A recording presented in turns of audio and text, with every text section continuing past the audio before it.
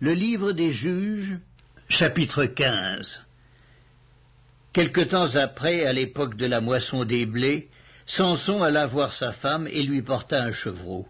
Il dit, « Je veux entrer vers ma femme dans sa chambre. » Mais le père de sa femme ne lui permit pas d'entrer. « J'ai pensé, dit-il, que tu avais pour elle de la haine et je l'ai donnée à ton compagnon. Est-ce que sa jeune sœur n'est pas plus belle qu'elle?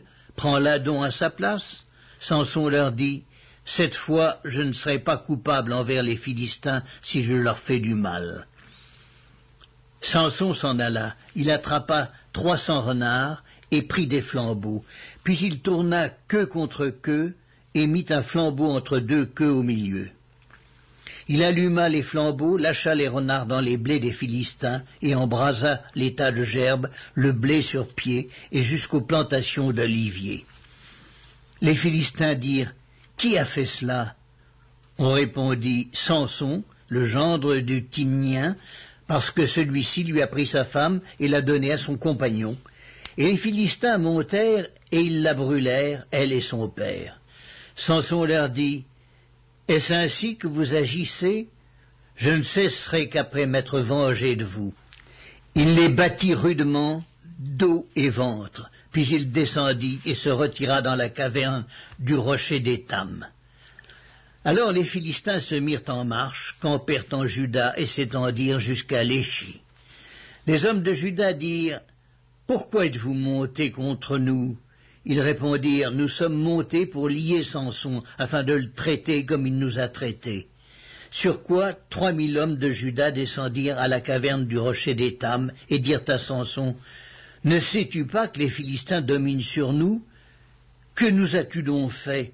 Il leur répondit, « Je les ai traités comme ils m'ont traité. » Ils lui dirent, « Nous sommes descendus pour te lier, afin de te livrer entre les mains des Philistins. » Samson leur dit, « Jurez-moi que vous ne me tuerez pas. » Ils lui répondirent, « Non, nous voulons seulement te lier et te livrer entre leurs mains, mais nous ne te ferons pas mourir. » Et ils le lièrent avec 2 cordes neuves et le firent sortir du rocher. Lorsqu'il arriva à Léchi, les Philistins poussèrent des cris à sa rencontre. Alors l'Esprit de l'Éternel le saisit. Les cordes qu'il avait au bras devinrent comme du lin brûlé par le feu, et ses liens tombèrent de ses mains. Il trouva une mâchoire d'âne fraîche, il étendit sa main pour la prendre, et il en tua 1000 hommes. Et Samson dit, « Avec une mâchoire d'âne, 1 monceau, 2 monceaux, avec une mâchoire d'âne, j'ai tué 1000 hommes. » Quand il eut achevé de parler, il jeta de sa main la mâchoire, et l'on appela ce lieu Ramath-Léchi. Pressé par la soif, il invoqua l'Éternel et dit, « C'est toi qui as permis par la main de ton serviteur cette grande délivrance, et maintenant mourrai-je de soif et tomberai-je entre les mains des incirconcis ?» Dieu fendit la cavité du rocher qui est à Léchi, et il en sortit de l'eau. Samson but, son esprit se ranima, et il reprit vie. C'est de là qu'on a appelé cette source Enakoré. Elle existe encore aujourd'hui à Léchi.